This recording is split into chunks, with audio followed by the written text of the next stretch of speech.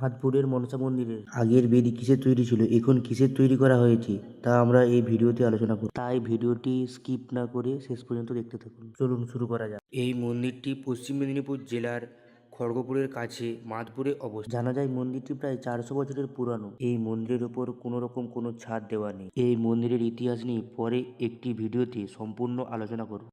এই মন্দিরের যে আগের বেদিটি ছিল সেটি পুরোটি কংক্রিটের তৈরি ছিল। জানা যায় এই উইঢিপির ভেতর মা অবস্থান করতেন, তাই এই উইঢিপিটিকেও কংক্রিটের তৈরি করা হয়েছে। পাশের এই পদ্মফুলটিও তৈরি করা হয়েছিল উইঢিপির মাটি দিয়ে এবং সেইটিকেও কংক্রিট দিয়ে মুড়ে দেওয়া হয়েছে।